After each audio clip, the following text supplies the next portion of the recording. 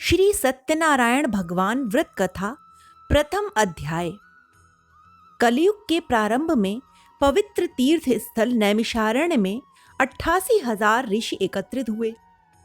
उन ऋषियों ने सर्वश्रेष्ठ मुनि श्री सूत जी से पूछा कि हे भगवन, कलयुग में मनुष्य में छल कपट और ईर्ष्या द्वेष के बढ़ जाने से तेजी से अशांति फैल रही है।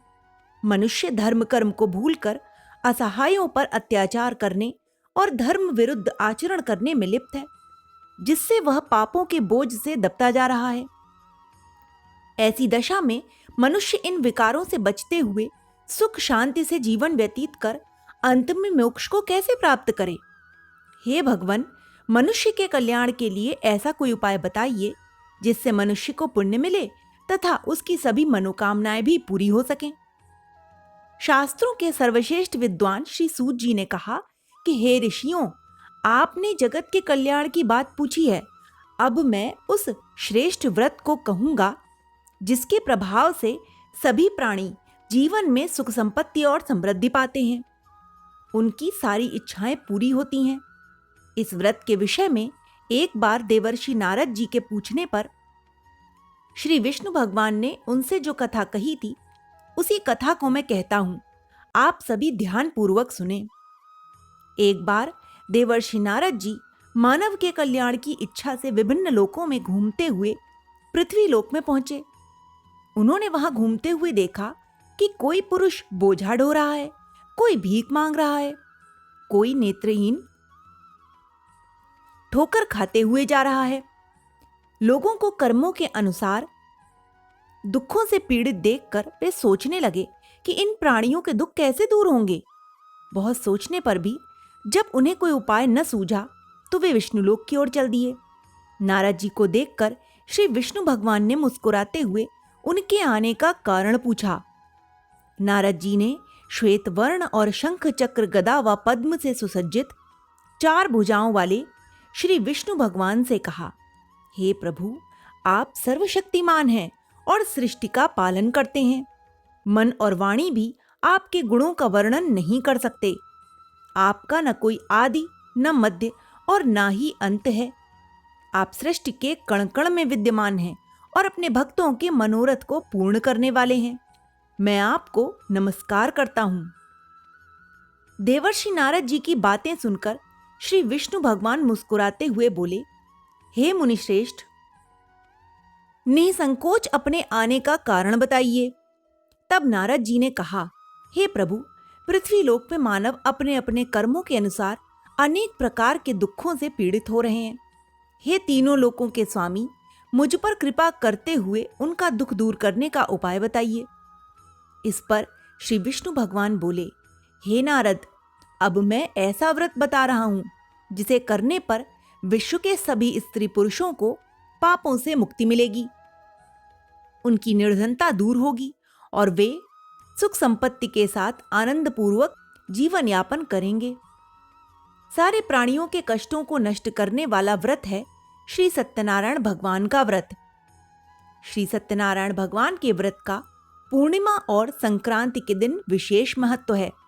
वैसे किसी भी दिन स्वच्छ होकर सायंकाल में कोई भी मनुष्य श्री सत्यनारायण भगवान की पूजा करे और श्रद्धा पूर्वक प्रसाद तथा चरणामृत ग्रहण करे तो परिवार सहित उसका कल्याण होगा, उसकी सारी मनोकामनाएं पूरी होंगी और उसके घर में धन धान्य की कोई कमी नहीं रहेगी। कलयुग में मनुष्य के मोक्ष का यही एकमात्र सरल व उत्तम उपाय है। इति श्री प्रथमो अध्यायः समाप्तः।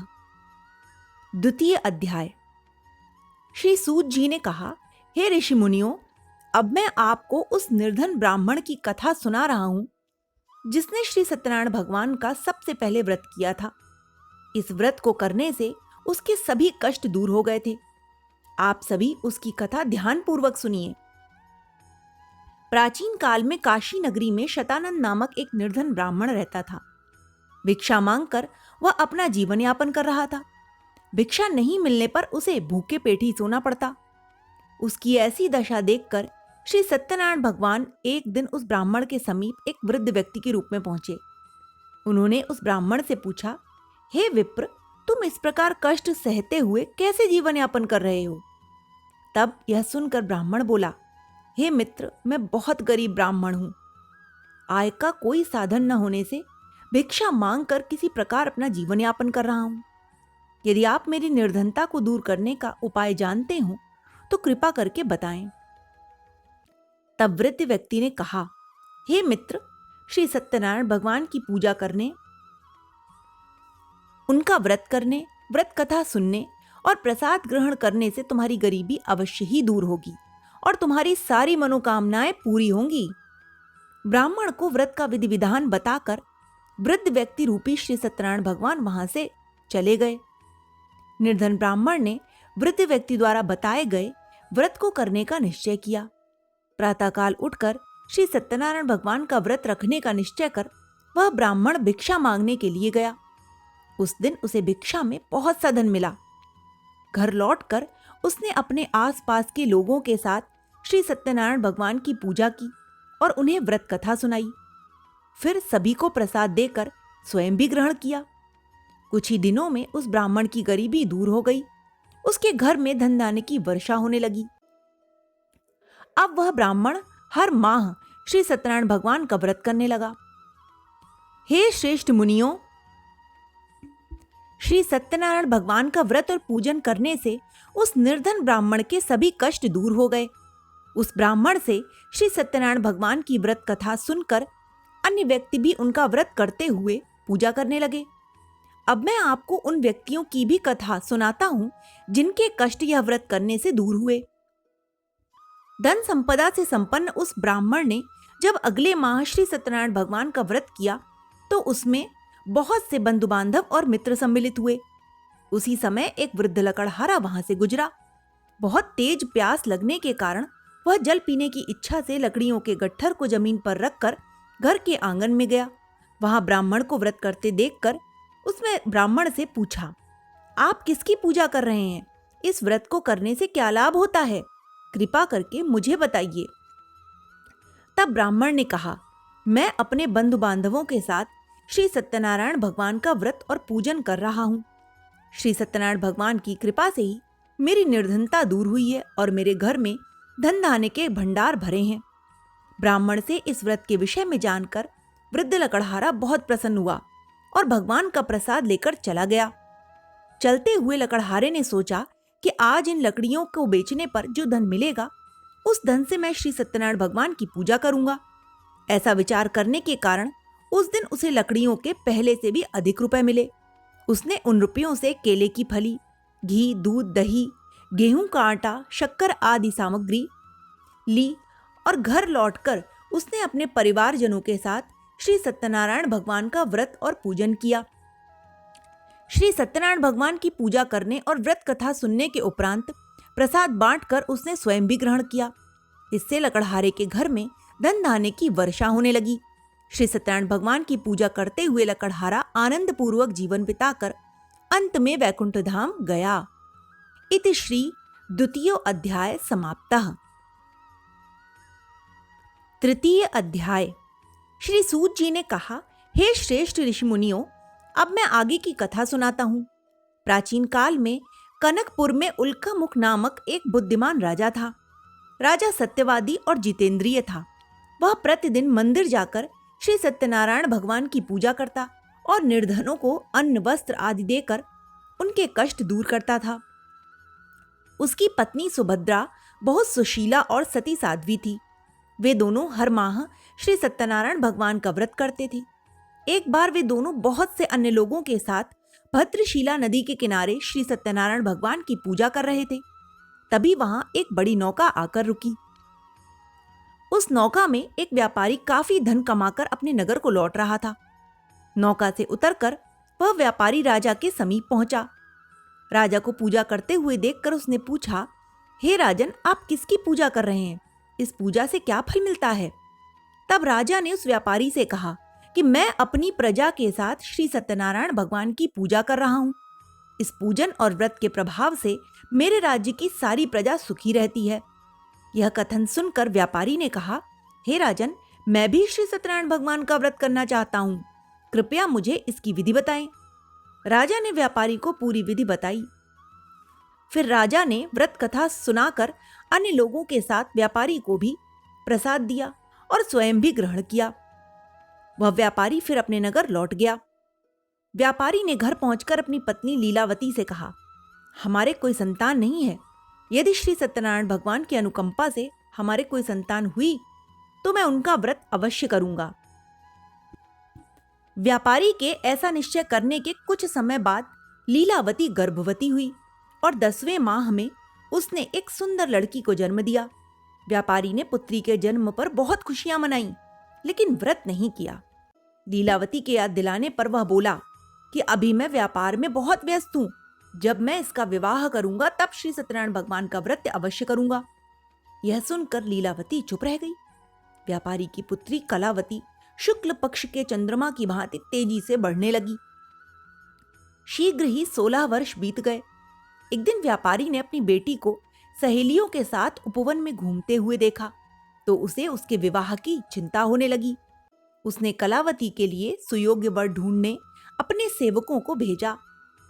तब उन सेवकों ने कंचनपुर नगर में अत्यंत सुंदर और गुणवान वणिक पुत्र को देखा। सेवकों ने लौटकर व्यापारी को उस वणिक पुत्र के विषय में बताया। उस व्यापारी ने उस लड़के के साथ कलावती का विवाह धूमधाम से कर दिया।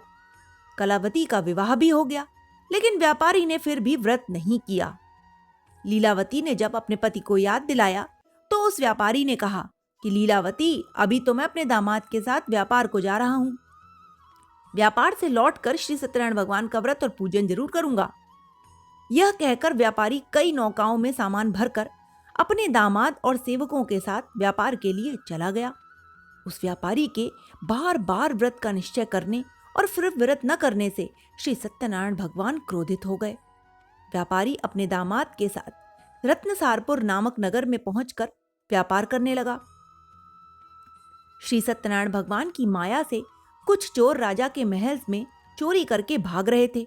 भागते हुए चोरों ने पीछा करने वाले सैनिकों से बचने के लिए चोरी का माल व्यापारी की नावों में छुपा दिया और आसानी से भाग गए। चोरों का पीछा करते हुए सैनिक व्यापारी की नावों के पास पहुंचे। नावों की तलाशी लेने पर उन्हें राजा का चोरी गया धन मिल गया। तब वे सैनिक उस व्यापारी और उसके दामाद को बांधकर राजा चंद्रकेतु के पास ले गए। राजा ने उन दोनों को कारावास में डाल दिया और उनका सारा धन जब्त कर लिया। श्री सत्यनारायण भगवान के प्रकोप से उधर लीलावती भी कई मुसीबतों में पड़ गई। चोर उसके घर से सारा धन चुरा कर ले गए। भूख प्यास से व्याकुल कलावती अन्न की चिंता में एक ब्राह्मण के घर गई। वहां श्री सत्यनारायण भगवान की व्रत कथा हो रही थी। कलावती ने भी वहां बैठकर व्रत कथा सुनी और प्रसाद लिया। फिर घर लौटकर उसने अपनी मां को सारी बात बताई। कलावती से सुनकर लीलावती ने भी श्री सत्यनारायण भगवान का व्रत करने का निश्चय किया। अगले दिन लीलावती ने अपने परिवार के साथ श्री सत्यनारायण भगवान का पूजन किया और फिर सबको प्रसाद बांटकर स्वयं भी ग्रहण किया। लीलावती ने अपने पति और दामाद के शीघ्र घर लौट आने की कामना से यह व्रत किया था। लीलावती के विधि पूर्वक व्रत करने और प्रसाद ग्रहण करने से श्री सत्यनारायण भगवान प्रसन्न हो गए और उसकी मनोकामना पूरी की। उन्होंने राजा चंद्रकेतु को स्वप्न में दर्शन देकर कहा कि हे राजन, वह व्यापारी और उसका दामाद बिल्कुल निर्दोष हैं। सुबह ही उन दोनों को छोड़कर उनका सारा धन लौटा दो, अन्यथा तुम्हारा सारा धन, वैभव, राज्य आदि सभी नष्ट कर दूंगा। इतना कहकर भगवान अंतर्ध्यान हो गए। प्रातः होते ही राजा चंद्रकेतु ने अपने मंत्रियों और राज ज्योतिषी को रात के स्वप्न के बारे में बताया और तुरंत उन दोनों को छोड़ दिया। उनका सारा धन भी लौटा दिया। इस प्रकार श्री सत्यनारायण भगवान की कृपा से वे दोनों अपने नगर की ओर चल दिए। इति श्री तृतीयो अध्याय समाप्तः। चतुर्थ अध्याय। श्री सूत जी बोले कि उस व्यापारी ने अपने दामाद के साथ शुभ मुहूर्त में नौकाओं से प्रस्थान किया। लंबी यात्रा के बाद एक नगर के तट पर नौकाओं को रोककर दोनों भोजन करके विश्राम करने लगे। तभी श्री सत्यनारायण भगवान साधु के रूप में वहां पहुंचे। उन्होंने व्यापारी से पूछा कि हे वणिक, तेरी नौकाओं में क्या है? मन ही मन यह सोचकर कि साधु अवश्य ही कुछ मांगने की इच्छा से पूछ रहा है, व्यापारी ने झूठ बोल दिया। हे दंडी स्वामी, मेरी नौकाओं में तो बेल और पत्र भरे हैं। व्यापारी के झूठे वचन सुनकर भगवान ने कहा, हे वैश्य, तुम्हारा वचन सत्य होगा। इतना कहकर दंडी वेशधारी भगवान वहां से चले गए। व्यापारी ने जब अपनी नौकाओं में बेल और पत्ते भरे हुए देखे तो वह मूर्छित होकर गिर पड़ा। कुछ देर बाद जब उसकी मूर्छा दूर हुई तो वह विलाप करने लगा।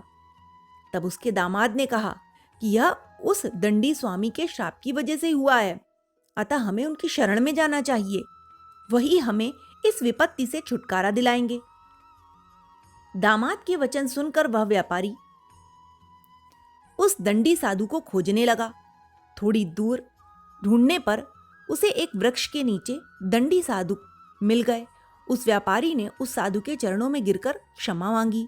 दंडी रूपधारी भगवान ने कहा कि हे वणिक, तेरे बार बार झूठ बोलने की वजह से ही मैंने तुझे यह दंड दिया। तूने बार बार श्री सत्यनारायण भगवान अर्थात मेरी पूजा का प्रण लिया, लेकिन कभी पूजा करी नहीं। तब व्यापारी ने हाथ जोड़कर कहा, हे भगवान, आप तो दीन दुखियों के कष्ट दूर करने वाले हैं, मेरी इस गलती को क्षमा करें। आपके रूप को तो ब्रह्मा आदि भी नहीं जान पाते, फिर भला मैं अज्ञानी कैसे समझ सकता हूं। अब मैं सदैव श्री सत्यनारायण भगवान का व्रत और पूजन किया करूंगा, आप मुझ पर कृपा करें। व्यापारी की क्षमा याचना सुनकर भगवान ने उसे क्षमा कर दिया। तभी व्यापारी की नौकाओं में भरे हुए बेल और पत्ते पुनः धन धान्य में परिवर्तित हो गए। व्यापारी ने अपने दामाद के साथ अगले दिन श्री सत्यनारायण भगवान का व्रत और पूजन किया। फिर व्यापारी अपने नगर की ओर चल दिया। अपने नगर में पहुंचकर व्यापारी ने एक सेवक को अपने घर भेजा। सेवक ने घर पहुंचकर लीलावती को व्यापारी के पहुंचने की सूचना दी। लीलावती और कलावती श्री सत्यनारायण भगवान की पूजा कर रहे थे। पति और दामाद के लौट आने का समाचार सुनकर लीलावती ने पूजा पूरी करके प्रसाद ग्रहण किया और अपनी बेटी से कहा कि बेटी, मैं अपने पति के दर्शन को जा रही हूं, तू घर का काम पूरा करके आ जाना। यह कहकर लीलावती चली गई, परंतु पति से मिलने की खुशी में कलावती प्रसाद ग्रहण किए बिना ही घर से निकलकर नदी के किनारे पहुंच गई। उसके प्रसाद ग्रहण न करने पर भगवान क्रोधित हो गए। उन्होंने व्यापारी की नौकाओं को उसके दामाद सहित नदी में डुबो दिया। अपने पति को वहां न पाकर कलावती जोर जोर से रोने लगी। तब व्यापारी ने कहा कि पुत्री, अवश्य ही तुझसे कोई भूल हुई है जिससे भगवान ने तुझे यह दंड दिया। तब व्यापारी ने भगवान से प्रार्थना की कि हे भगवान, मेरे समस्त परिवार के सभी कष्टों को दूर करें। मेरे परिवार के किसी सदस्य से यदि कोई भूल हुई हो तो उसे क्षमा कर दीजिए। तभी आकाशवाणी हुई कि हे वणिक, तेरी पुत्री मेरा प्रसाद छोड़कर चली आई है। उसकी इस भूल के कारण ही नावों के साथ साथ तुम्हारा दामाद भी नदी में डूब गया है।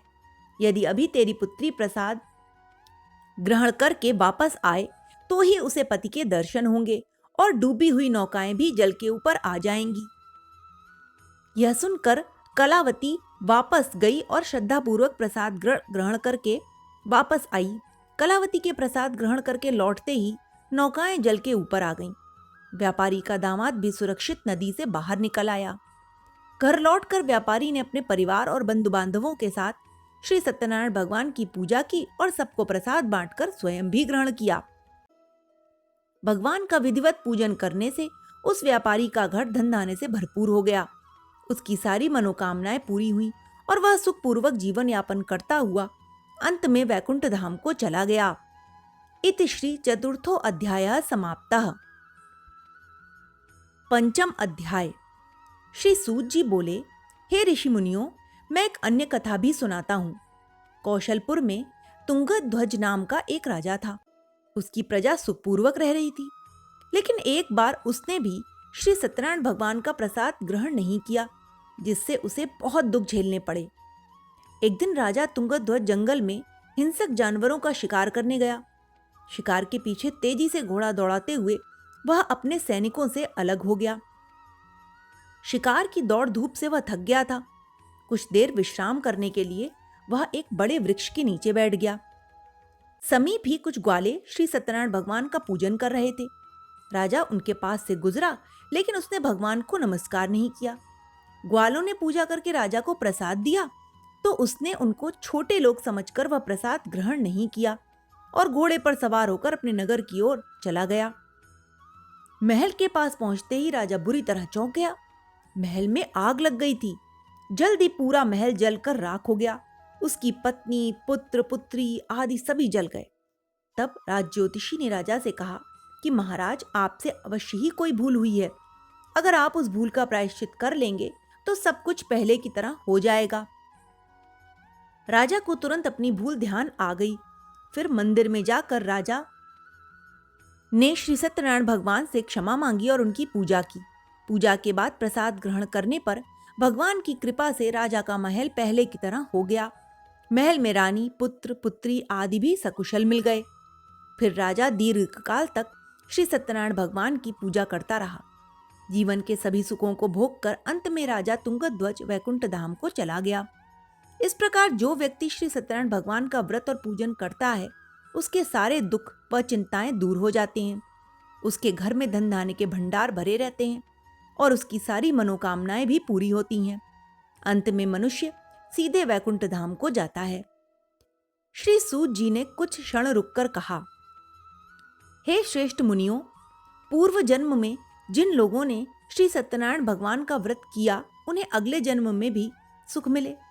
वृद्ध शतानंद ब्राह्मण ने अगले जन्म में सुदामा के रूप में भगवान की पूजा करते हुए अंत में मोक्ष पाया और वैकुंठ धाम को चले गए। उस लकड़हारे ने अगले जन्म में शिवपुरी का राजा बनकर अंत में मोक्ष पाया। उल्कामुख नामक राजा अगले जन्म में राजा दशरथ हुए और मोक्ष प्राप्त किया। उस व्यापारी ने मोरत ध्वज के रूप में अगला जन्म लिया और अपने पुत्र को आरे से चीरकर भगवान की कृपा से मोक्ष पाया। राजा तुंगध्वज ने मनु के रूप में अगला जन्म लेकर भगवान की भक्ति और सद्कर्म करते हुए मोक्ष प्राप्त किया और वैकुंठ धाम को चले गए। हे ऋषि मुनियों, श्री सत्यनारायण भगवान का व्रत और पूजन करने से मनुष्य की सभी चिंताएं दूर होती हैं, उसकी सभी मनोकामनाएं पूरी होती हैं, घर में धन धान्य के भंडार भरे रहते हैं और अंत में वह जन्म जन्मांतर के चक्र से मुक्त होकर मोक्ष को प्राप्त होता है। इति पंचमो अध्याय समाप्तः। श्री सत्यनारायण भगवान की व्रत कथा के उपरांत आइए सुनते हैं श्री सत्यनारायण भगवान की व्रत कथा का महात्म्य।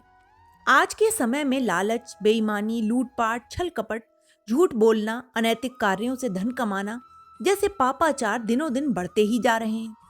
इन सब के फलस्वरूप मानव की मानवता समाप्त होती जा रही है और उसके सिर पर पापों का बोझ बढ़ता जा रहा है।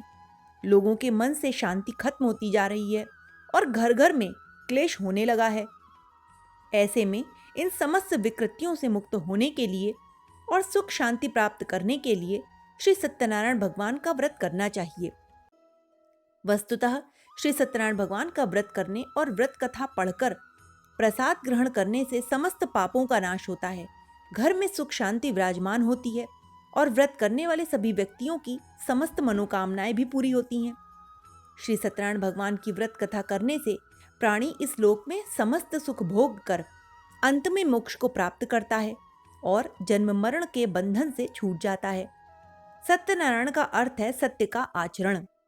असल में छल और कपट से दूर रहकर सदैव सत्य और ईमानदारी का व्यवहार करना ही श्री सत्यनारायण भगवान की वास्तविक पूजा है। इसीलिए प्रत्येक मानव को अपने आचरण में सुधार करना चाहिए, तभी इस व्रत का उत्तम लाभ प्राप्त हो सकेगा। बोलो श्री सत्यनारायण भगवान की जय।